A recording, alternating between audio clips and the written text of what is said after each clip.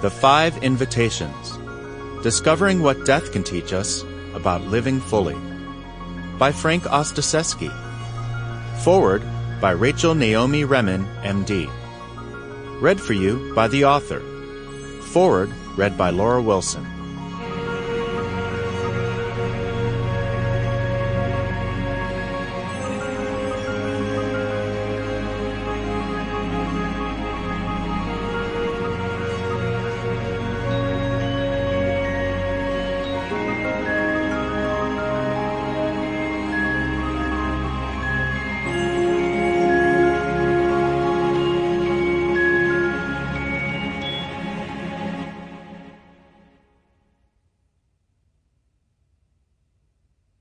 Forward.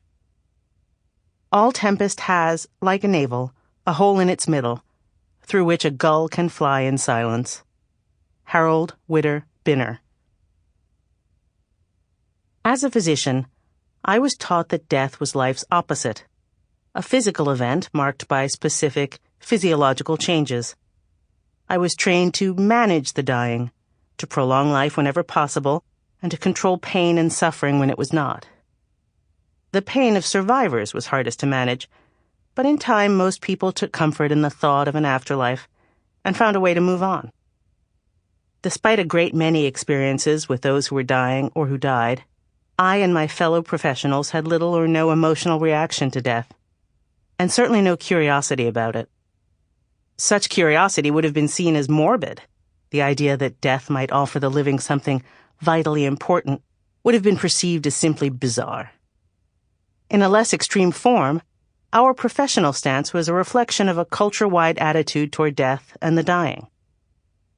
This is the environment in which Frank Ostaseski began his courageous and pioneering work and first offered his genius of seeing each death as unique and meaningful, as an opportunity for wisdom and healing, not only for the dying, but also for those who live on. The great depth of experience he brings to this book can only be accumulated by those who are fearless, who have found their way to stillness and presence, who possess an ability to connect to the heart and soul of others, and who are blessed with the gift of story for sharing the road traveled. The 5 Invitations is filled with stories so profound that they function as a compass, a way to travel an unknown road to a desired destination. Many of the true stories in this book can be read as parables, wisdom stories that enable us all to live more purposefully and wisely in many diverse circumstances. I first encountered death at the time I was born. I weighed 2.1 pounds and spent the first 6 months of my life between worlds, in an incubator, untouched by human hands. I encountered death again at 15, when my chronic illness declared itself in the night, and I was rushed unconscious to a hospital in New York City, where I spent almost a year in a coma. Most of the people I know well, I have met on the edge between life and death, magnetized there as I have been, by the deep wish to glimpse what is most real. Frank Ostaseski is one of these people, my colleague, my fellow traveler, my teacher.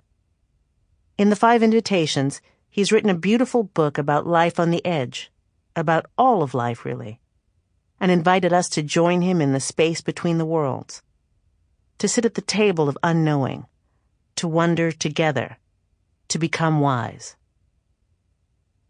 My grandfather was a Kabbalist and by nature a mystic.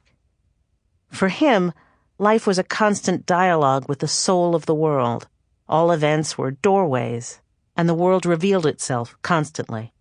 He was able to see the most profound of realizations in the most ordinary of occurrences. Most of us do not have this gift.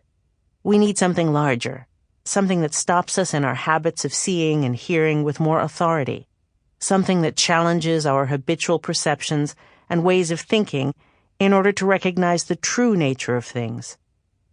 Death is one such doorway. Awareness is the great gift of death. For many people, authentic life starts at the time of death. Not our own death, but someone else's.